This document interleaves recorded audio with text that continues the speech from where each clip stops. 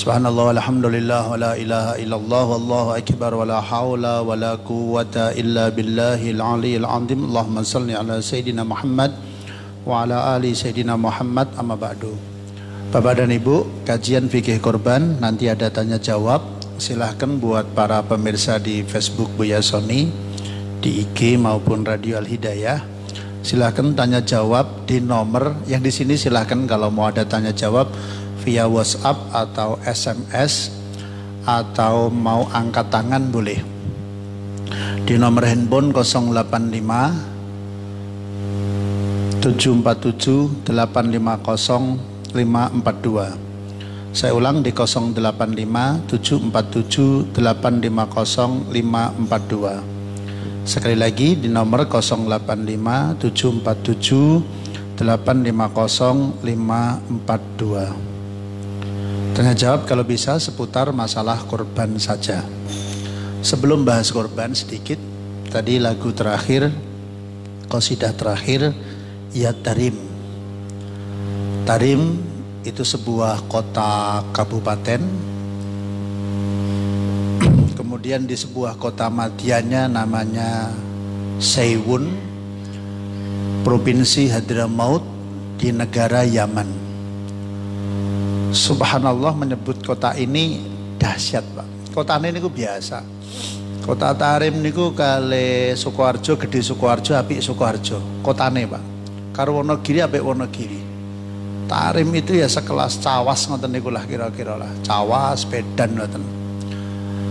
Tapi subhanallah kotanya biasa, tetapi kota tersebut menjadi kota yang amat sangat dahsyat bukan karena bangunannya, tapi karena banyaknya orang-orang yang ahli ilmu agama di situ.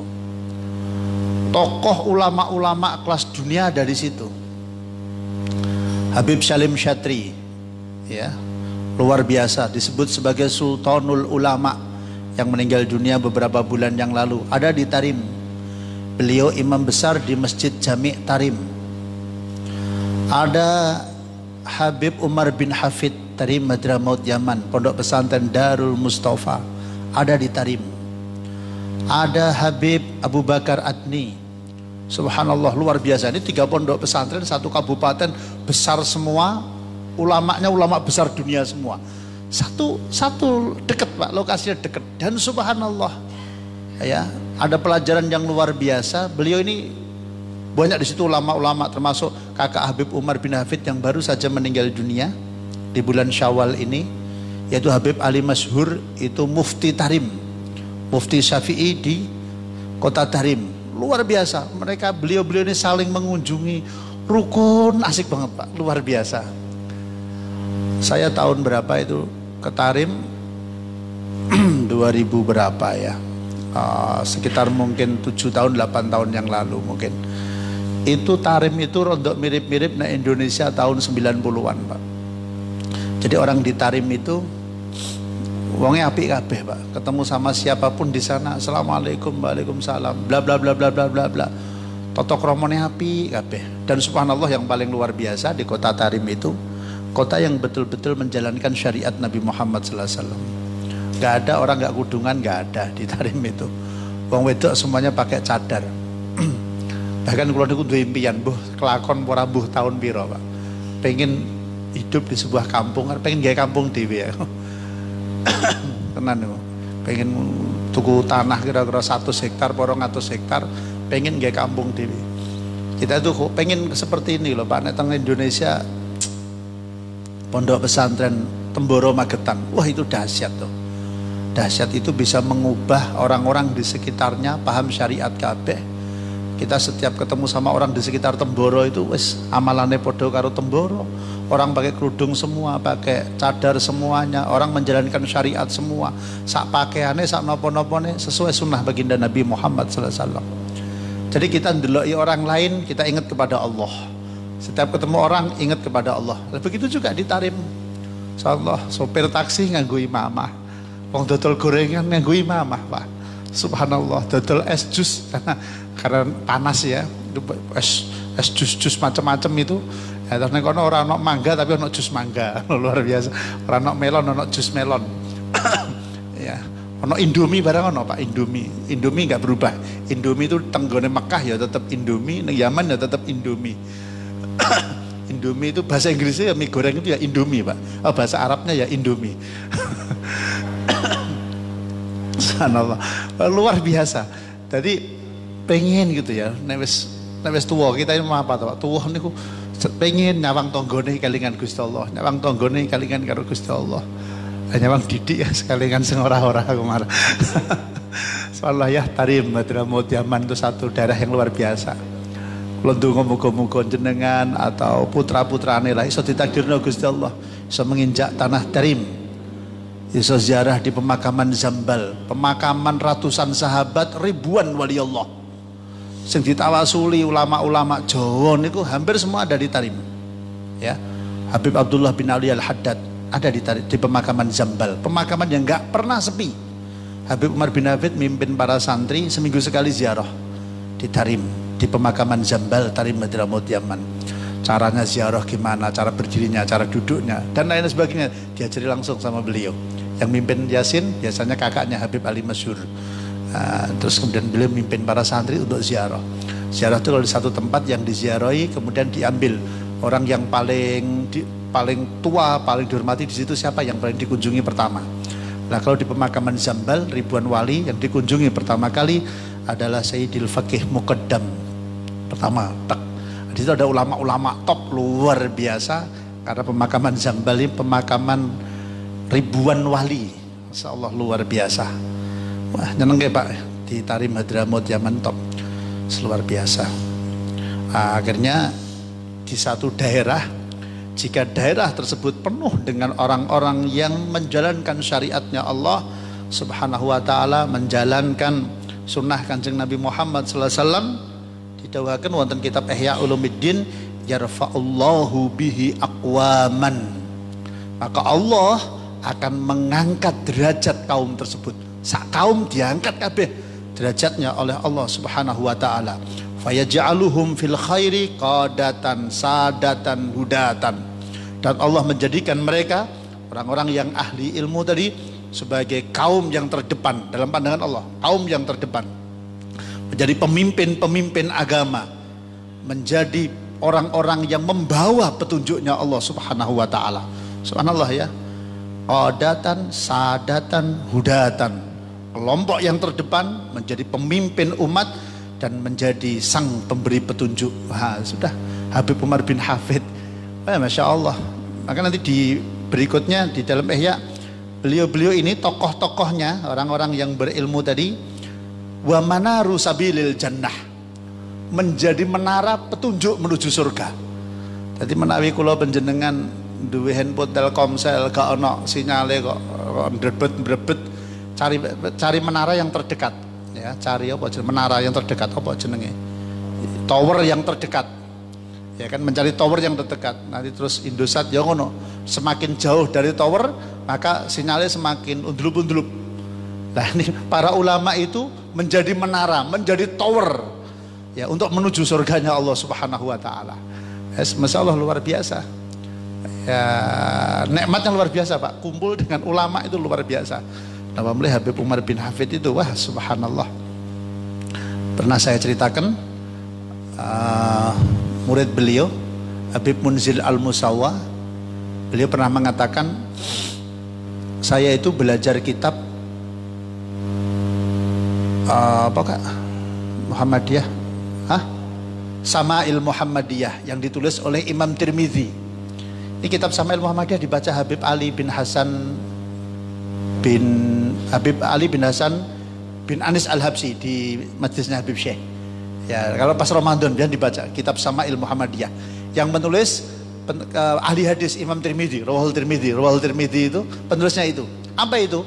Satu kitab yang isinya menceritakan tentang kehidupan Rasulullah, cara berpakaiannya, cara berdirinya, cara duduknya, cara senyumnya, kalau ketemu orang tua, kalau ketemu anak muda, ketemu anak-anak, ya kan, kalau ketemu lawan jenis perempuan, kemudian cara berdirinya, jenggotnya, rambutnya, kukunya, bentuk tangannya, komplit sekali.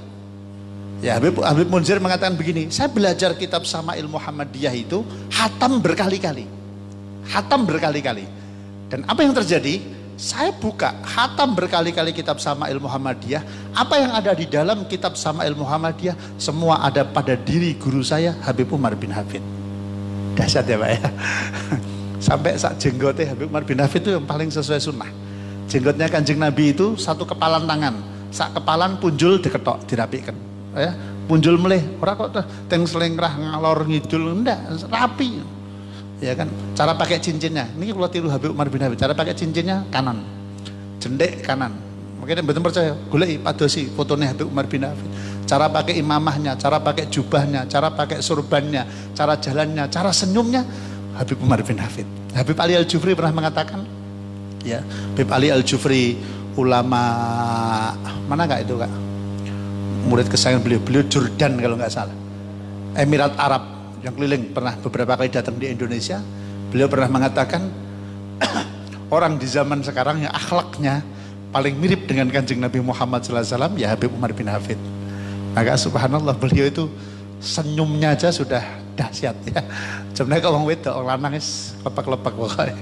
Subhanallah luar biasa. Saya mengumpulkan beberapa tahun ini kan ada tanya jawab korban lumayan banyak, kemudian kami kumpulkan, insya Allah dalam beberapa waktu ke depan akan kita share di Facebook Buya Sony atau di grup WhatsApp dan lain-lain, sampai saat dalil-dalilnya semuanya.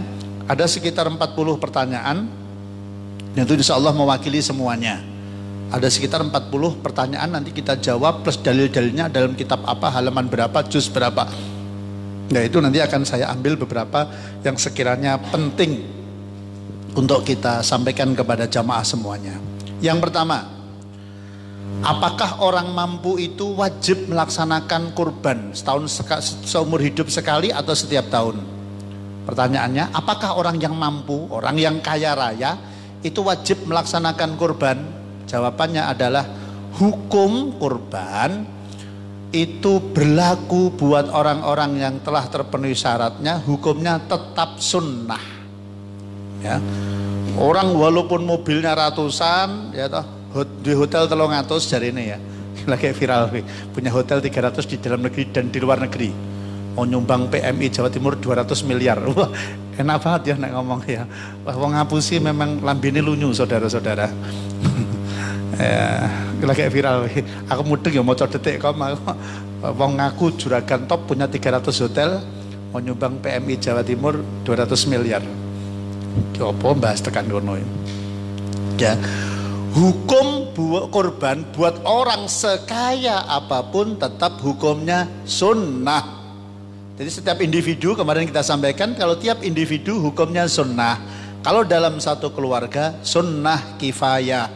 Apa maksudnya sunnah kifayah? Kalau satu keluarga sudah kurban satu, maka hukum sunnah buat keluarga yang lain hukumnya gugur. Walaupun kalau tetap ikut berkorban, ya tetap mendapatkan pahala kesunahan korban. Korban hanya bisa hukumnya wajib kalau dinadarkan. Kalau tidak dinadarkan, hukumnya tetap sunnah. Ya, jadi orang sekaya apapun, hukumnya korban tetap sunnah, tidak berubah menjadi wajib. Terus kemudian sunnahnya seumur hidup sekali apa setiap tahun? Sunnahnya setiap tahun. Bahkan Rasulullah SAW bersabda, kama qala napa menika di hari raya Id, fasholli li rabbika wanhar, Idul Adha. Di hari raya Idul Adha tidak ada pahala yang lebih utama daripada mengalirkan darah. Maksudnya tidak ada pahala yang lebih utama dibandingkan berkorban. Ya kan mulai Pak teng tulisan-tulisan di internet, ya luar biasa memang tenggon internet menika siapa saja boleh nulis Pak. Ya, harap kiai, harap gali kabeh iso nulis.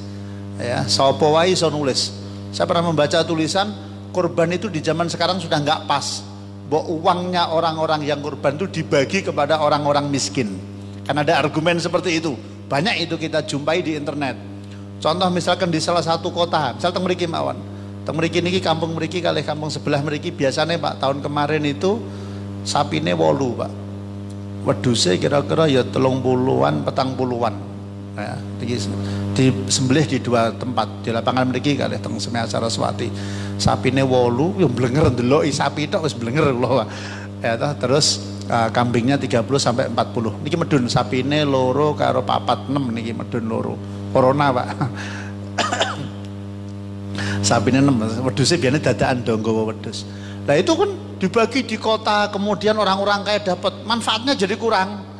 Sehingga lebih manfaat duit yang harga duit 3 juta tadi dibagi kepada fuqara wal masakin. Ya itu kan akal kula panjenengan toh Pak. Tapi syariat gak begitu. Kalau mau sedekah ya jangan tanggal 10 Dzulhijjah. Sedekah tanggal 10 Dzulhijjah dibandingkan nilainya sama, dibandingkan nyembelih kambing podo-podo nilainya. Duit 3 yuta disumbangke, disedekahkan fuqara wal masakin, dibandingkan dengan nyembelih kambing untuk korban, pahalanya besar berkorban. Jadi nggak usah diotak-atik, ya kan, nggak usah diotak-atik. Pokoknya perintah korban ya korban. Hari itu korban yang paling istimewa. Kalau kita mampu ya korbanlah. Dan jangan diotak-atik. Bon, selajengipun. Sahkah berkorban untuk orang meninggal dunia? Kemarin sudah kita jawab. Korban untuk orang meninggal dunia tidak sah. Jadi orang yang meninggal dunia kalau kepengen mendapatkan bagian dari pahalanya, caranya adalah kulo panjenengan yang kurban, kemudian pahalanya dihadiahkan kepada orang yang meninggal dunia. Sebagaimana Kanjeng Nabi Muhammad sallallahu alaihi wasallam, beliau tatkala menyembelih hewan kurban di Hudaybiyah, sahih rawahul Imam Muslim, Allahumma taqabbal min Muhammadin wa ali Muhammadin wa min ummati Muhammadin, sahih rawahul Imam Muslim. Ya Allah, terimalah kurban ini dari saya Nabi Muhammad sallallahu alaihi wasallam, kemudian pahalanya saya hadiahkan untuk keluarganya Nabi Muhammad, dan pahalanya saya hadiahkan untuk umat Nabi Muhammad sallallahu alaihi wasallam. Jadi niki kalau keluarga yang meninggal dunia pengen dapat pahalanya, kalau penjenengan sing korban, kemudian pahalanya dihadiahkan untuk keluarganya yang meninggal dunia. Tidak hanya yang meninggal dunia toh, termasuk yang hidup. Dalam mazhab Syafi'i, umpama kula satu keluarga, saya suami satu keluarga, istri 1, anak 3, saya korban, kemudian menantu 1, aku semantu ya, aku semantu. Rahasia tapi orang undang-undang, rahasia Bapak Ibu. Anak kula Ahmad Rifai pun dibojo. Bojone teko ya rasah didelok. Wis mantu aku tapi ora kabar-kabar, rahasia. Ya, kalau satu rumah, saiki wong 6 tadi ya, tambah mantu 1 ya. Aja anak sik aku teluk Mbah Soni aku. 6 teluk Mbah ya ora penak ngene. Mbah Soni ora sip. Ya. Saya sekeluarga 6 orang.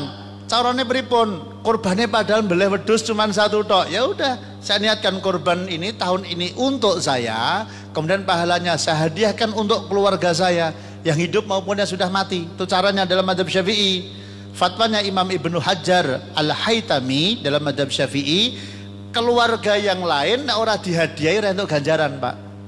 Saya yang korban, istri saya enggak, saya kirimi hadiah, istri saya enggak dapat korban. Itu fatwanya Imam Ibnu Hajar.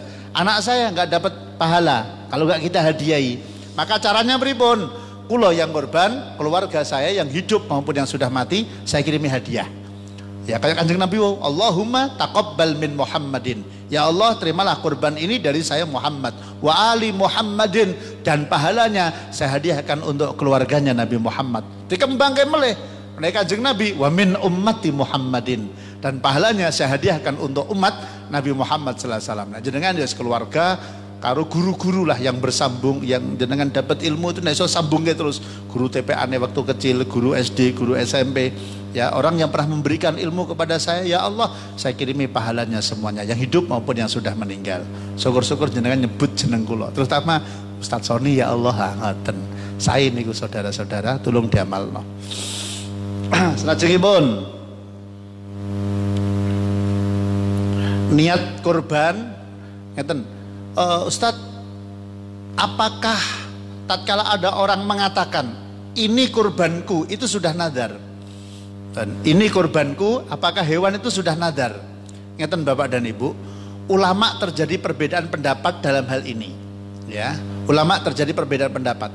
Sebagian ulama, barang siapa memegang kambing kemudian mengatakan ini kurbanku, itu sudah nadar. Maka saya anjurkan setiap menyebut kata kurban jenengan tambahi kata-kata sunnah, biar keluar dari pendapat para ulama, keluar khilaf, ya benora khilaf. Sebagian ulama mengatakan enggak. Sebab apa? Orang yang mengatakan ini kurbanku itu dia enggak paham. Tetap nengatina itu karena sunnah, ya. Padahal kalau di dalam bahasa Arab orang mengatakan ini kurbanku itu sebenarnya sudah menjadi nadar. Kalau mau tidak nadar tambah sunnah. Tapi umumnya orang mengatakan, sebagian ulama mengatakan ini kurbanku itu karena bukan nadar. Ya, tetap dianggap itu kurbannya kurban sunnah. Maka saya menganjurkan kepada jamaah hidayah supaya keluar dari khilaf para ulama, setiap menyebut kata kurban jenengan tambahi kurban sunnah. Pak D, wedhus ajeng dingin apa? Ajeng go kurban sunnah. Pun ngoten tok. Ya kan? Ajeng dingin apa niku mendone? Ajeng dingin kurban sunnah. Termasuk pada saat melafalkan niat, caranipun nawaitul udhiyatal masnunah lillahi ta'ala. Kula baleni nawaitul udhiyatal masnunah lillahi ta'ala. Saya niat kurban sunnah lillahi ta'ala. Bahasa Indonesia ngoten monggo. Saya niat kurban sunnah lillahi ta'ala. Ditambahi kata-kata sunnah. Nawaitul udhiyatal masnunah lillahi ta'ala. Selajengipun, apakah uang masjid, ya hati-hati ya panitia masjid, kas masjid boleh dibelikan peralatan kurban, gue tuku plastik, gue tuku bensin, gue tuku pisau dan lain-lain. Hati-hati takmir masjid. Uang kas masjid diperuntukkan untuk kebutuhan korban, gak boleh dan haram. Hati-hati. Syariat korban niku perintah untuk pribadi, untuk individu, Pak. Ya, niku wis panitia masjid niku sapi banget takmir masjid itu gelem dadi panitia. Niku sapi banget, Pak. Jadi korban niku syariatnya untuk perorangan. Podo kali akikoh. Jenengan akikowan terus ana nggodhet masjid nggo tuku bumbu. Kan ibu tenang sal. Jenengan akikowan terus ana nggodhet masjid nggo fotokopi undangan. Kan ya enggak boleh. Syariatnya kurban akikoh itu untuk individu. Jadi bahasa kasarnya Gusti Allah niku dawuh, termasuk zakat fitrah barang niku. Soni zakato, nggih Gusti. Sampaikan kepada orang yang berhak menerima. Mun ngoten niku tok. Ya, kita ambil beras kemudian diberikan kepada orang yang berhak menerima. Orang gelem ngeterno dhewe njaluk tulung wong liya, ya bayar ana. Ngoten lho. Kurban nggih ngoten, soni kurbano, soni akikoh. Gitu. Nggih Gusti, belen wedhuse serahkan kepada orang yang berhak menerima. Nek iso mbeleh dhewe, kula niki mbeleh wedhus niku gila Pak, kula Pak. Gila, yakin gila. Padahal laki-laki itu hukumnya menyembelih kambing sendiri, sapi sendiri sunnah. Ya, dan jenengan iso menawi saged mang nyembelih dhewe, hukumnya sunnah, lebih utama. Tapi nek wong wedok lebih utama diwakilkan. Wah, aku iso tak beleh dhewe, ra pantes. Ya, bukan sekedar ora pantes, memang tidak disunnahkan. Nek wong lanang disunnahkan untuk menyembelih sendiri. Lah kemudian, wah, beleh wedhus dhewe kok ora iso. Ya kan? Ya sudah minta tolong kepada orang lain. Kalau yang dimintai tolong bapake masih rasa bayar. Sayyidatuna Fatimah Zahra minta tolong kepada ayahandanya Rasulullah SAW yang mboten bayar. Wong bapake dhewe kok. Nek njaluk tulung karo tukang jagal, yo bayar ono. Aja nganggo duit masjid.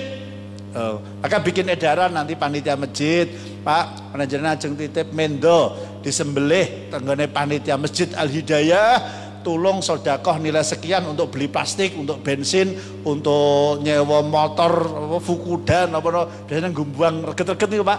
Nggon apa niku dianggarkan berapa, terus diminta urunan untuk orang-orang yang kurban, termasuk biaya penyembelian. Jagal itu dicantumkan, biaya satu kambing 50.000, cantumkan. Satu sapi misalnya piro 350.000 dibagi pitu berarti 50.000-an, cantumkan di situ, minta kepada orang yang kurban. Jadi nyerahke kambing juga sekaligus nyerahkan uang penyembeliannya dan uang untuk beli macam-macam niku, tuku plastik, tuku nopo mawon niku dibiayai oleh uang pribadi. Syukur-syukur malah menawi saged kula panjenengan kok ora iso kurban tapi pengen entuk ganjaran dari kurban, pengen entuk berkahe kurban 3 yuta kakean, monggo tumbas plastik mawon. wah Pak, kalau tak urun plastik mawon terus itu dinggo ngadai daging kurban. Untuk bagian dari pahalanya Pak. Dahsyat Pak. Pun toh ibadah Islam niku Masya Allah. Gusti Allah itu luar biasa. Orang yang terlibat dalam satu ibadah, sedoyo yang terlibat itu dapat bagian dari pahalanya. Kita termasuk, wah niku ketoke kok do ribut misalnya jenengan napa wong enek sing nganggo sepatu Pak ning nganggo sandal jepit kula mawon. Mangsili sandal jepit. Pun semua yang aktivitas ibadah itu kula panjenengan kok terlibat dapat bagian dari pahalanya semua. Niku dahsyatnya Islam teng mriku niku. Salajengipun, Dik wis ana pertanyaan pira, Dik? Pira? 7. Bolehkah orang yang mampu menerima jatah kurban? Boleh. Orang yang menerima jatah daging, kepala dan kulit kurban ada 3 kelompok. Ini catatan. Di luar 3 ini nggak boleh. Siapa itu? 1, yaitu kelompok fuqara wal masakin. Coro sing selamat paling sithik sak protelon. Wes, paling sithik sak protelon niku. Nggih, fuqara wal masakin, muslim, ya, miskin atau fakir yang muslim. Kelompok yang nomor 2 adalah orang yang kurban dan keluarganya. Paling oke sak protelon. Ojo punjul. Terus kemudian nomor 3 yaitu orang kaya sebagai hadiah. Orang kaya yang muslim paling oke sak protelon. Jadi daging kambing itu memang bagi dados telu. Misalnya entuke 9 kilo, 3 kilo diserahkan kepada orang yang kurban dan keluarganya. 3 kilo diberikan kepada orang kaya sebagai hadiah. Orang kaya itu termasuk para habaib. Habib niku walaupun miskin itu nggak boleh nerima sedekah. Jadi nek orang fakir miskin niatnya sebagai sedekah, orang kaya dan habaib niatnya sebagai hadiah, orang yang kurban dan keluarganya niatnya memang mereka dapat jatah karena kurban. Ya. Dan nanti para habaib itu nggak boleh menerima sedekah, walaupun habaibnya fakir, walaupun habaibnya miskin, diambilkan dari kelompok orang kaya sebagai hadiah. Niku menawi ajeng maringi para habaib. Ya, awas hati-hati nek maringi para habaib aja niat sedekah, wong sugih-sugih. Dirungokno kupinge. Atau maringi habib niat sedekah, nggak boleh, haram, berdosa. Nah, kalau panjenengan maringi para habaib niat 1 ya hadiah, yang kedua tabarruk, mencari keberkahan.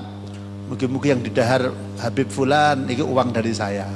Subhanallah, maringi beras, ya kan. Semoga yang didahar beliau adalah beras dari saya.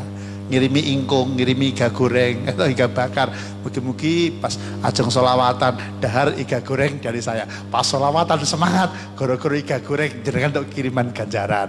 Subhanallah ngono lho. Ya toh, karo kiai barang ngono kuwi sering-sering ngirimi iga bakar, sate kambing ngono ya.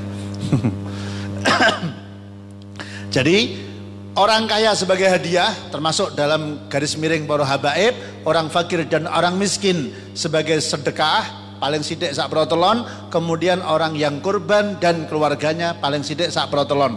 Di luar 3 ini nggak boleh memberikan daging diniatkan jadi panitia, nggak boleh. Ya, nah jenengan saya beri sebagai panitia, nggak boleh. Memberi sebagai ustadz nggak boleh, memberi sebagai kiai nggak boleh. Cuma 3 kelompok. Tatkala memberi kepada orang, uangnya sugih, saya niatkan sebagai hadiah. Oh, uangnya fakir miskin, saya niatkan sebagai sedekah. Niku panitia. Oh, ini orang yang kurban dan keluarganya, niatnya memang mengembalikan kepada orang yang kurban dan keluarganya. 3 ini niku menawi kambing sunnah.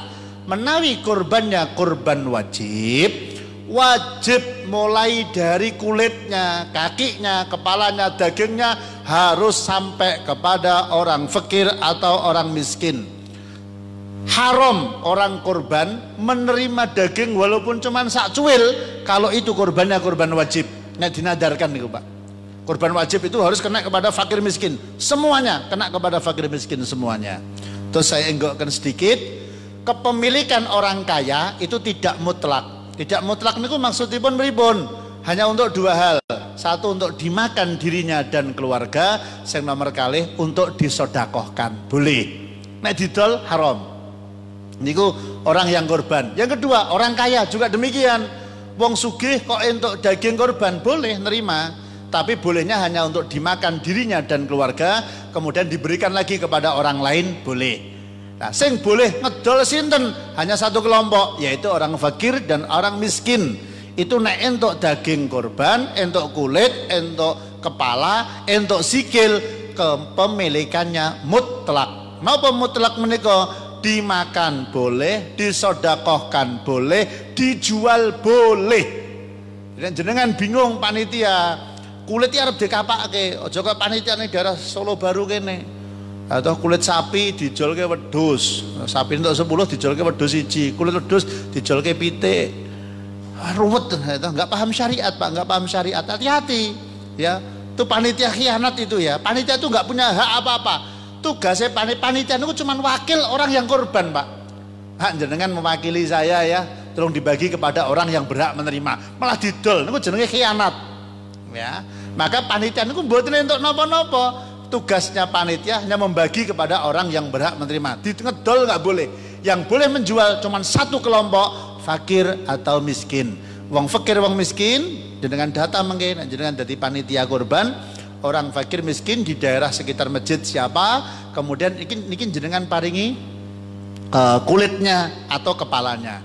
Babnya orang miskin itu mendapatkan kulit, kepala, kaki bebas, ajeng didol boleh, kemudian mau dimakan juga boleh. Terakhir, Ustadz, bagaimana hukumnya orang makan-makan daging korban? Makan-makan, urung dindum mesti makan. Makan daging korban, makan daging yang belum dibagi, nggak boleh, Pak. Jadi kalau penjenengan pengen makan daging sebelum dibagi, caranya cuma satu. Caranya pripun? Yaitu minta jatah kepada orang yang korban. Dengan nyuwun, Pak, kula nyuwun jatah daging nggih. Nggih. Terus neh sapa panitiane, Didik yang njaluk, sapa Faik yang njaluk. Kula nggih nyuwun jatah. Kula nyuwun setengah kilo. Nggone wong 10 kemudian dimasak, sah. Atau yang paling enak sebenarnya pun panitia mau bagi kepada orang-orang. Dibagiin pun sak kresek nenggen Masjid Al Hidayah ngoten, Pak. Wis dibagi terus jawil-jawilan. Pun nggone jenengan rasa digombleh ya, dimasak ya ning kene yo. Ya toh nggone jenengan rasa dibeto mantuk ya, dimasak yo. Akhirnya 10 orang setengah kilonan dadekke siji dimasak panitia, sah. Nah, ngoten nggih. Jadi sudah ditamlik, sudah diberikan kepada orang yang berhak, kemudian orang yang berhak ini memberikan kepada panitia, dienggo makan-makan, boleh dan halal. Atau yang kedua, menawi panjenengan entuk kambing sodakoh, niku enak banget, Pak. Kalau nek teng mriki biasanya kadang entuk saking Semea Saraswati. Nih, pihak Semea menyerahkan kambing ke kita, ke panitia. Terus kalau tangleti, niki wedhus korban apa wedhus urunan murid, urunan santri, mboten santri, murid nggih. Urunan murid niki mendo urunan Ustaz, urunan pintenan. 1.000-an bocah 30 entuk 3 juta tukokno wedhus. Alhamdulillah matur nuwun. Niku kan betul wedhus korban. Kambing sodakoh, wah niku penak banget niku. Langsung rasa ngenteni sesuk bar salat Id bengine dibleh. Ya toh bengine dibleh. Wedhus sodakoh bebas, Pak. Ya kan nggak usah menunggu waktu. Yang bengine dibleh esok masak-masak ya toh urung beleh korban wis sarapan niwak wedhus. Mantep tuh nggih. Mantep. Sebab napa? Niku kambing sodakoh bebas. Tapi kalau kambing korban nyembelihnya enten waktune matahari terbit plus seperempat jam. Nah, seperempat jam niki bid'ah, Pak. Seperempat jam niki bid'ah. Sing bener yaitu diperkirakan sholat Id 2 rakaat dan 2 khutbah. Pun niku mawon insyaallah kajiannya sedikit.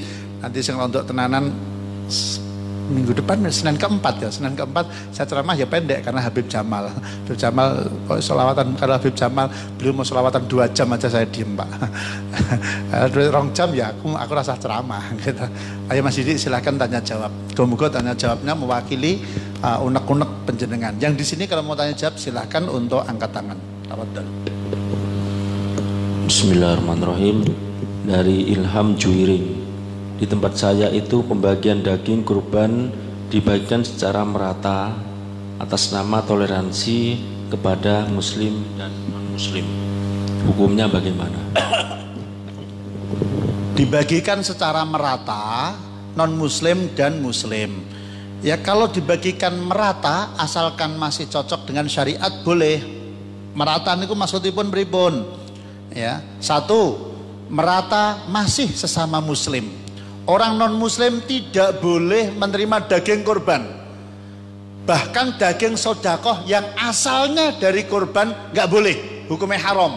Sing dosa sinten panitiane. Mau nggih misalkan, kula panitiane saya berikan kepada Didik, karena ini haknya Didik. Ya, dia kalau memberi kepada orang lain sedekah sebenarnya. Tapi karena asal usulnya daging korban, ya nggak boleh kepada orang non muslim. Karena korban dan akikah itu jamuan Allah untuk orang muslim. Catat ini ya. Akikah dan korban itu jamuan Allah khusus untuk orang muslim. Beda nek jenengan sedekah. Sedekah ini enak banget, Pak. Ya toh, diberikan kepada orang non muslim boleh. Wong ngemis, enggak usah jenengan tekoni agamane apa.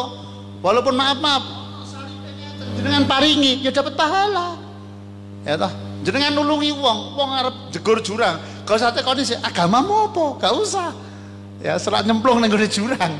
Ya, tapi khusus korban dan akikah wajib kepada orang muslim. Ya, hati-hati. Maka pripun solusine? Kalau panitia pengen memberi kepada orang non muslim, ambilkan daging sedekah. Menawi niki wau enten teng mriki, enten wedhus saka Semia Saraswati, kambing sedekah, berikan kepada orang non muslim, enak. Nah, kita kalau karena kula juga ketua panitia korban, kalau ini nggak dapat tahun berapa itu kita nggak dapat, pripun carane? Kita data. Oh, orang non muslim ada 10. Ya, ada 10. Biasanya untuk setengah kilo, Pak, teng mriki setengah kilonan. Berarti kan 5 kilo. Menawi 5 kilo, daging sekilo 1.000 kan butuh duit 500.000. Ya. Kemudian sajawil itu orang-orang kaya, Pak urunan Pak, nggo sedekah. Wong 5 1.000-an nggo.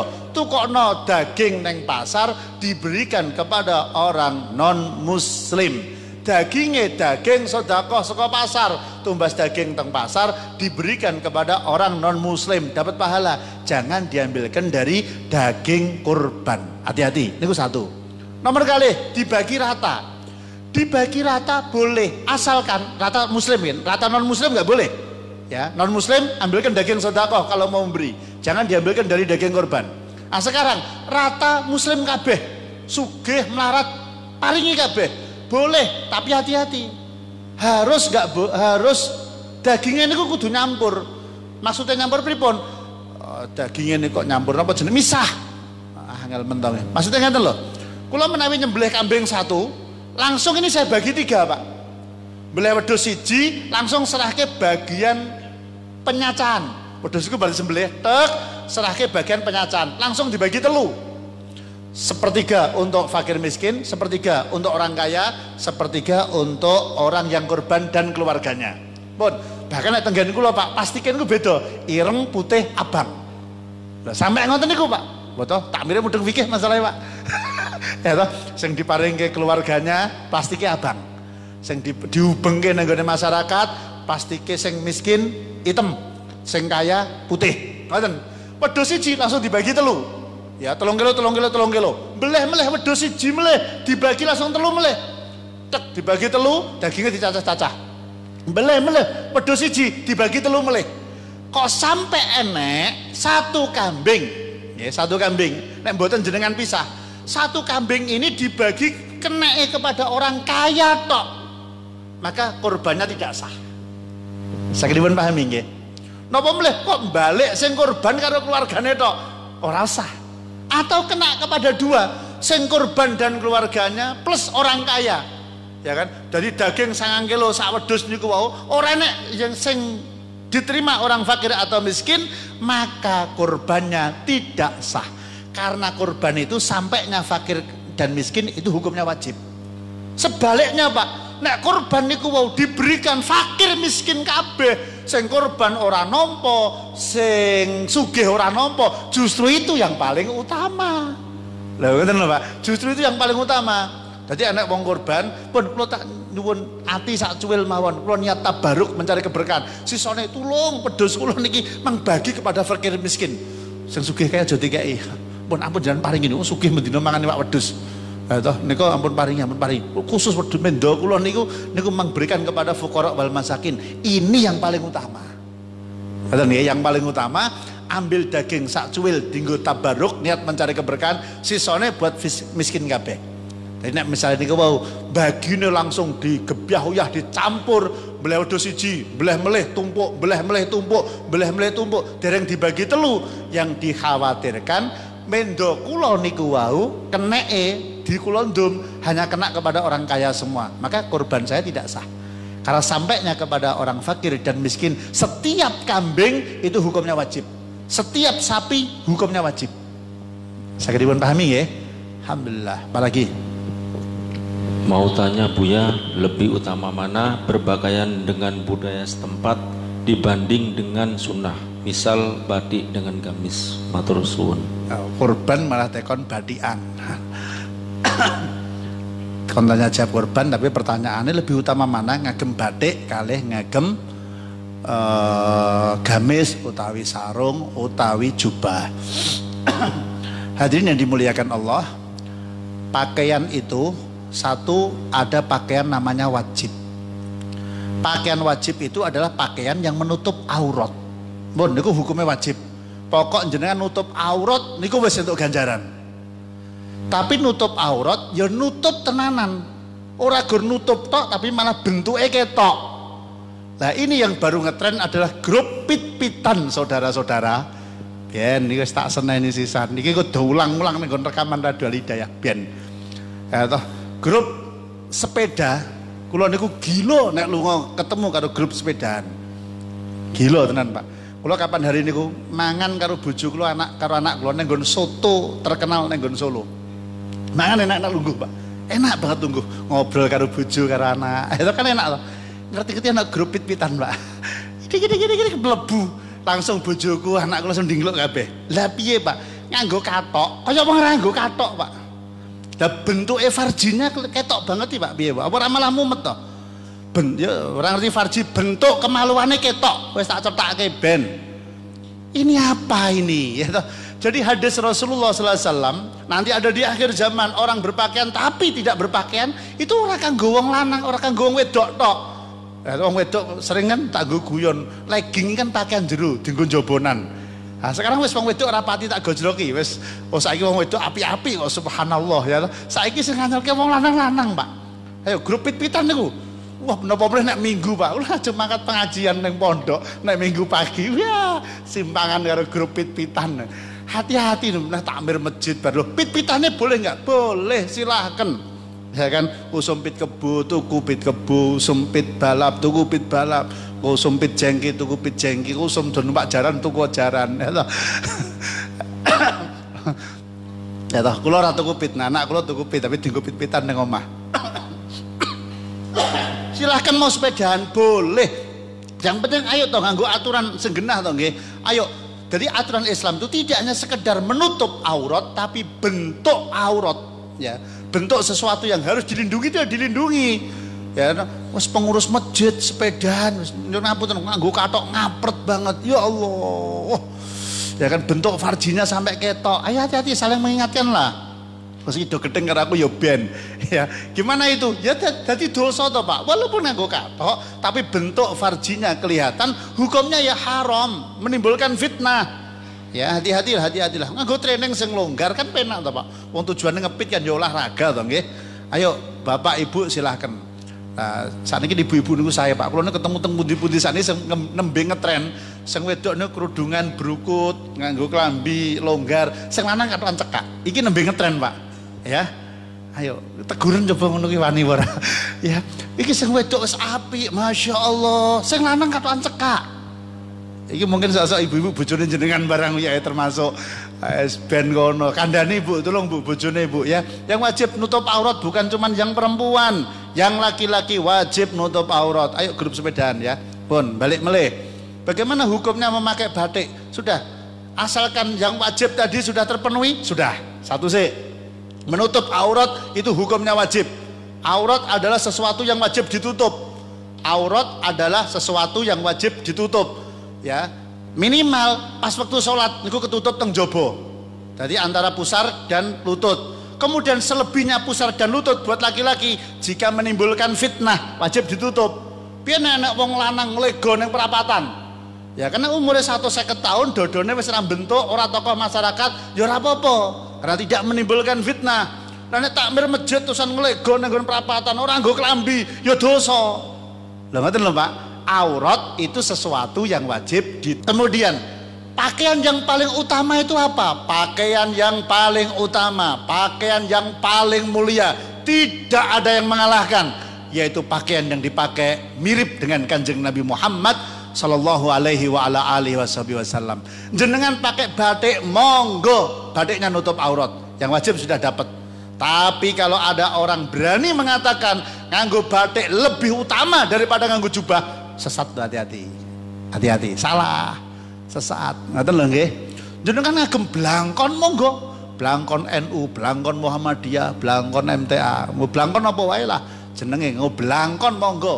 Dodol blangkon enggak apa-apa. Ya kan? Tapi ojo mengatakan blangkon lebih utama daripada imamah. Kleru. Ngoten lho, Pak. Jangan arep kupluk ireng monggo. Tapi kupluk ireng peci hitam lebih utama daripada peci putih. Salah. Lho ngoten lho, Pak. Yang pecinta NU, yang pecinta Al-Hidayah kan klambine ijo. Atau NU ya klambine ijo padha. Terus bendina klambi NU, bendina klambi Al-Hidayah ijo lebih utama daripada putih. Salah. Lho ngoten lho, Pak. Cara berpikirnya enggak apa-apa pakai batik, enggak apa-apa pakai peci hitam, enggak apa-apa. Tapi jangan mempunyai keyakinan bahwa yang dipakai Rasulullah itu lebih rendah daripada yang kita pakai. Rasul lebih mencintai putih daripada warna yang lain. Maka yang putih itu lebih utama. Cara berpikirnya kata lho, Pak. Man ahya sunnati faqad ahabbani wa man ahabbani kana ma'i fil jannah. Sahih Bukhari.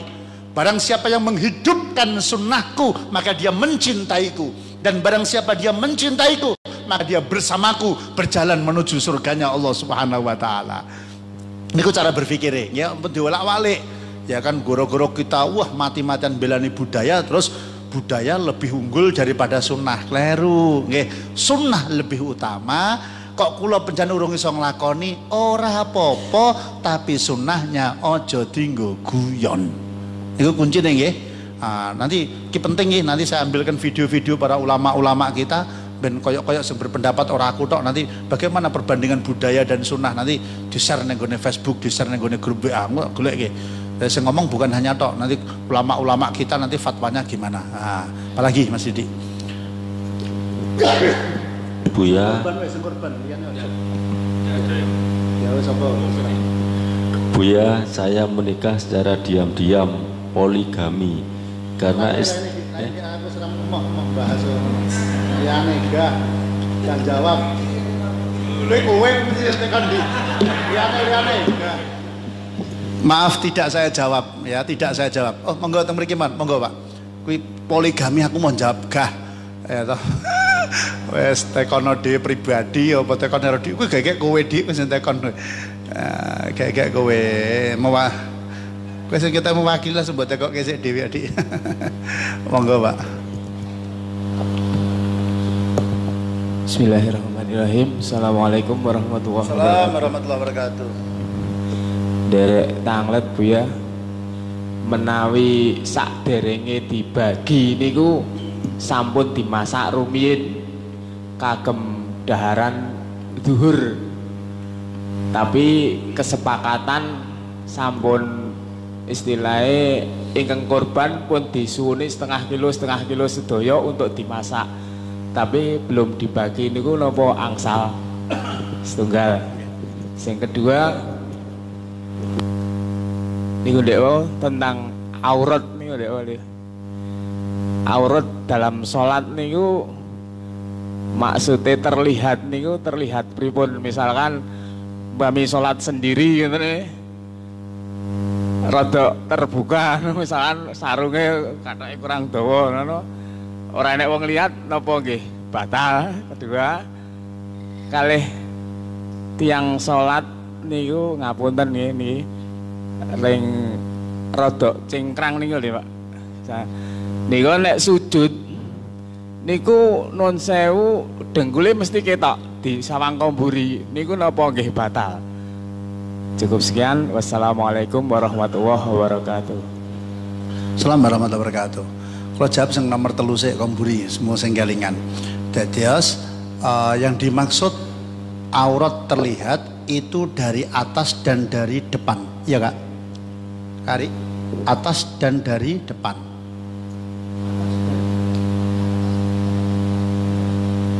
Atas, depan, belakang, dari bawah enggak. Dados menawi enten tiyang ngagem kathok cingkrang kemudian dia sujud gon bagian mrikine kan ketok nggih. Dan bagian mrikine ketinggal nggih, bagian dengkul tapi sebagian buri. Napa dhuwure niki sithik? Paha sing bagian rodok ngisor. Ngoten nggih. Ya sujud kan ketinggal. Napa pundine? Napa dengkule? Nggih. Nggih. Nggih.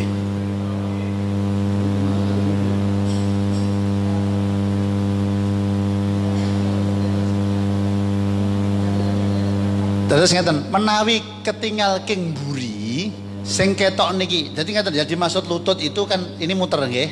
Niki muter. Jadi antara lutut dan pusar, lutut niku sakjane mboten termasuk ya.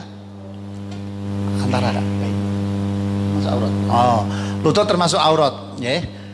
Terus kemudian kalau kelihatan dari belakang mboten termasuk, kecuali nek buka bagian depan. Saged dipun pahami nggih. Jeneng ngagem sarung kan nggih ngoten. Ngagem sarung orang nganggo celana cingkrang. Dadi nek santri dalu-danu ngagem celana cingkrang niku hukumnya wajib. Tapi nganggone ning jero sarung. Kaya kula niki ngagem celana cingkrang. Dadi kula niku lungguh model napa kula niku bebas banget. Lah nek santri-santri niku mboten ngagem jeroan, celana dalam tok. Kok didik bareng kan celana dalaman tok. Biasane lho biasane. Kowe barang kuwi din ya to. Niku nek sujud yang nggih bagian mrikine kan ketinggal. Nggih. Rumusannya itu termasuk belakang. Ya itu bagian belakang kelihatan itu mboten masalah, tidak batal. Jadi kalau baleni meleh menawi celana cingkrangnya menika yang kelihatan itu depannya niku batal. Meneh bagian burine mboten. Jadi itu termasuk terlihat dari bawah. Jadi sami ngeten, Pak. Jenengan ngadeg terusan dinguk kok ngisor kan yo ketok. Ya ta nganggo sarung dinguk kok ngisor kan yo ketok. Nggih mboten napa-napa. Salahmu kok nginguk kok ngisor. Jadi dari depan ngoten nggih niku nganggo kathok cingkrang napa ngagem sarung. Jadi termasuk pakai sarung itu kalau sujud kita juga bagian sini ini kelihatan. Terus kemudian yang nomor depannya nomor kali napa? Aurat di dalam dados ngeten. Aurat untuk orang sholat itu mau sendiri mau berjamaah mau ada orang banyak yang di dalam sholat auratnya sama di dalam kitab fikih. Jadi aurat laki-laki antara pusar dan lutut, kemudian wanita semua organ tubuhnya kecuali telapak tangan dohiron wabatinan luar dan dalam dan wajah. Jadi pas orang sholatnya sendiri maupun orang tadi sholat berjamaah hukumnya sama. Ngerti nggih? Jadi hukumnya sama. Kemudian ada aurat yaitu aurat di luar sholat. Aurat di luar sholat yaitu semua organ tubuhnya yang di dalam sholat itu plus yang menimbulkan fitnah. Jadi ini contoh takmir masjid ya kan dodone ini kan dodo terbuka misalnya jenengan ana wong sholat nang omahe dhewe kemudian nganggo sarung orang nganggo klambi asalkan udele ketutup sampai udel sak memburi ketutup dengkul sak memburi ketutup ya sah sholatnya. Tapi kemudian dia takmir masjid, kemudian dia dilihat oleh orang, kan menimbulkan fitnah. Yang menimbulkan fitnah ini hukumnya yang haram. Ya, yang menimbulkan fitnah itu haram. Bahkan driji niki mawon nek wong wedok drijine apik banget. Saking apike niku nek dienggo ning DP gur driji tok lho. Kuwi sampai didelok wong bayangke kok Didik bareng modele kok Didik. Wah kira dicekel piye ngoten niku. Iso sampai ngoten niku saking apike drijine. Majang driji nek nenggon DP WhatsApp hukumnya haram. Oleh karena itu para wanita sing ayu-ayu terutama sing rapati ayu gak usah dilusi lah. Ya niku wajahnya aja ditampilkan nenggon Facebook, nenggon napa-napa gak usah. Ya kan wajah mbae gak apa-apa. Ya kan wajah para kiai, wajah para ulama gak apa-apa. Jangan menampilkan foto-foto penjenengan, terutama sing ayu-ayu sing nom-nom gak usah lah pakai foto kecuali nek foto jenengan foto saka mburi dadi raine ora ketok gak apa-apa. Ya kan foto sekomburi kudungnya sekomburi nggak apa-apa. Ngoten nggih. Kemudian yang pertama diperbolehkan panitia masak ya sebelum dibagi syaratnya cuma satu tok, minta izin kepada orang yang kurban. Ya, minta izin kepada orang yang kurban. Minta izinnya caranya enten kalih. Siji secara lisan, nomor kalih secara tertulis. Ya jangan bikin surat misalnya ya boleh bikin surat tertulis. Pak kami minta bagian kurban untuk kami masak, ya kan? Kami fulan minta jatah korban dari panjenengan untuk kami masak sebanyak berapa. Kemudian sing korban niki wong mengizinkan, ya hukumnya sah, dimasak boleh. Nek enggak secara tertulis, secara lisan, Pak kula nyuwun jatah korban nggih. Pun betul menapa jenengan setengah kilo. Yang Didik yang jaluk, Faik yang jaluk, kula nggih nyuwun setengah kilo. Pun ini saya kasih nih 5 orang setengah kilonan, sah. Atau diberikan kepada 1 orang, misalnya niki wong sugih 3 kilo, orang miskin 3 kilo, orang yang korban dan keluarga 3 kilo. Niki mohon 3 kilo pun tak serahno Mas Didik. Ya kan, 3 kilo serahno Mas Didik. Sing 3 kilo serahno fuqara wal masakin, sing 3 kilo tak pek dhewe. 3 kilo diberikan kepada 1 orang, Didik, orang kaya menerima. Ya boleh. Kemudian Didik dimasak. Jadi izin niku wonten carane wonten kalih, Pak. Bisa lewat surat, bisa lewat lisan langsung. Ngoten nggih? Alhamdulillah. Setunggal meneh menawi wonten? Nek mboten wonten kula tutup. Monggo Pak Kardi. Apakah orang yang korban itu dia sudah dapat sepertiga kemudian masih dapat lagi dari kambing atau sapi yang lain boleh? Ya boleh. Kula korban, kula pun entuk sak protolon dari korban saya. Dari korban saya kula pun entuk sak protolon. Biasanya sambil kiwa. Dan kemudian dari korbannya Didik saya dapat jatah lagi. Ya boleh. Ya kan? Saya orang kaya.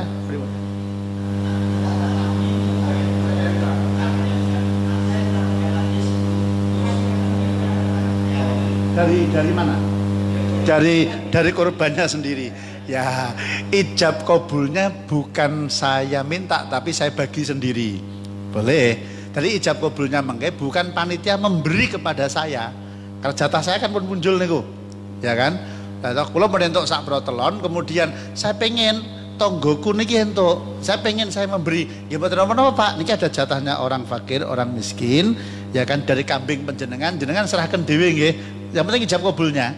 Ijab kabulnya pemberiannya tidak kepada orang yang korban tadi. Karena dia kan sudah dapat jatah tuh. Kita wis entuk sak protelon, mosok arep njaluk sak protelon meneh. Ya misal wis entuk 3 kilo, misalnya kambing 9 kilo kan gampang. 3 kilo nggo sing korban, 3 kilo nggo wong fakir, 3 kilo nggo wong sugih. Ya saya udah dapat 3 kilo, kula pengen nyuwun 3 kilo melih. Ya jenengan ajeng tinggi sinten nggih tangga kula. Ini kan orang karena nggak paham maka harus kita jelaskan, Pak. Niki kula titip jenengan serahkan nggih.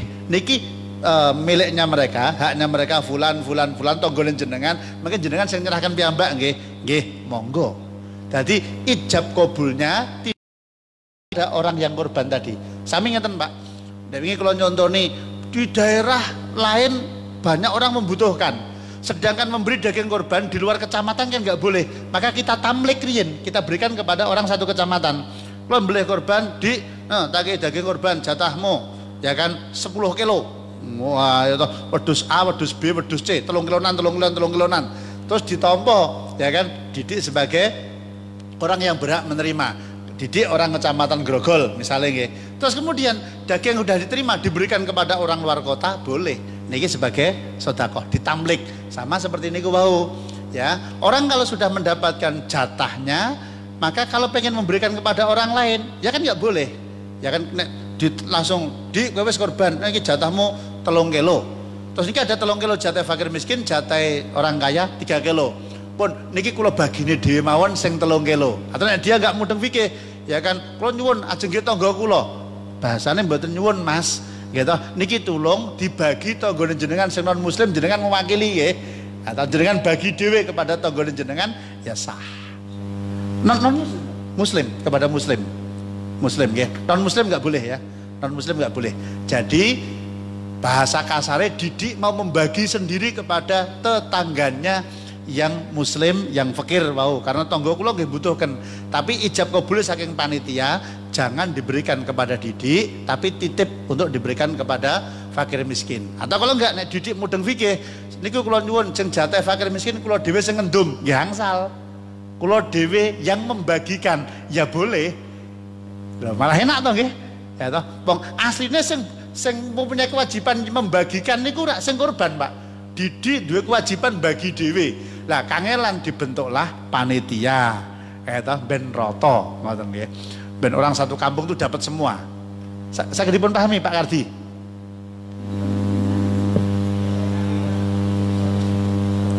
Nggih. Nggih. Nggih. Nggih.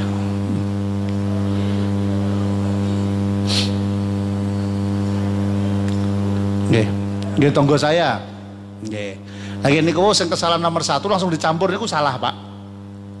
Pun sakniki jenengan, nah niku sesuk mang tumbas plastik telu, putih, ireng, abang. Niku tenggon Alhidayah ngoten.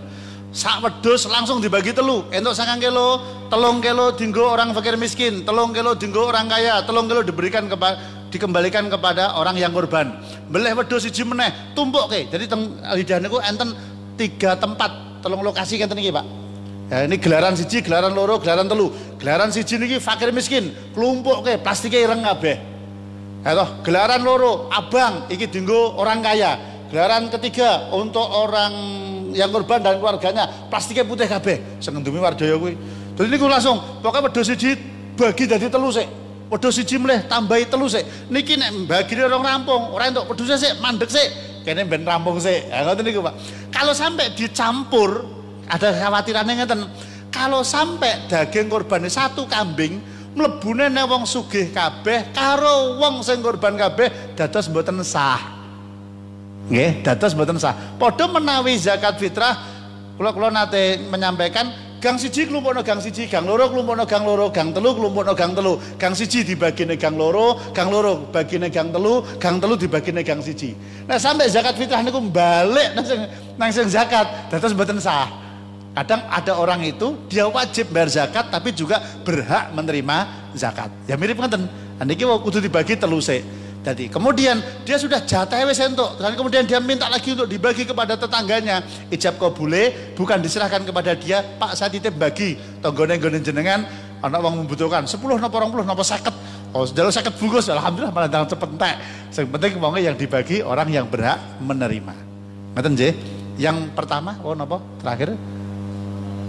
Oh ongkos potong lah memang iki saiki Pak wong niku krasane nek wis kurban niku krasane wis wong hebat, wong top. Aku wis korban ning nggonmu sing mbok jaluki ongkos. Ah kita iki ajare jawab penak. Tugasnya Gusti Allah iki ndomo dhewe mbeleo dhewe. Oh, lucu lho Pak, kono iki sing njaluk tulung itu kan mereka minta tolong kepada panitia. Asline kan ngoten to Pak.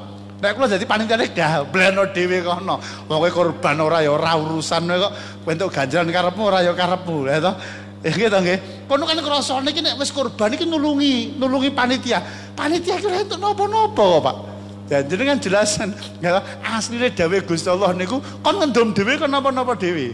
Nah oleh karena itu ini kan jenengan ora wani padu karo mereka ya kan digoleke donatur Pak. Kembali kepada niki ya pinter-pinternya panitia. Kalau kita di sini niki alhamdulillah kalau ongkos itu sudah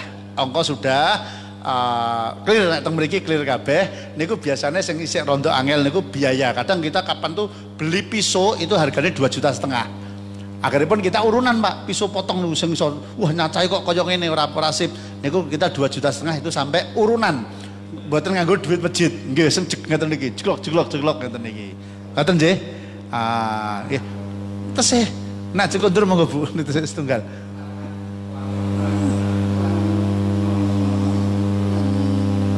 Nggih. Nggih. Nggih. Niku ajeng dienggo napa mawon angsal sing penting entuk ijine wong sing urunan niku wau. Ajeng dienggo dahar panitia, ajeng dienggo makan-makan nang nggone McDonald napa pundi, sing penting entuk izin dari panitia. Aku iklan malah ya. Ya toh, asalkan minta napa jenenge izin sama orang yang sedekah tadi. Karena mereka memberikan ijab kabulnya dienggo kepanitiaan. Kalau turah ya kan misalnya kemudian Pak niki enten turah sak yuta niki dilebeti kas masjid ya. Yang urun tadi ikhlas ya monggo. Tidak apa-apa aturannya diberikan kepada masjid sah halal. Dia tahun ngejeng, nggih bagus boleh sekali. Bon, ya matur nuwun terima kasih buat semuanya. Walafu minkum, assalamualaikum warahmatullahi wabarakatuh. Kita tutup.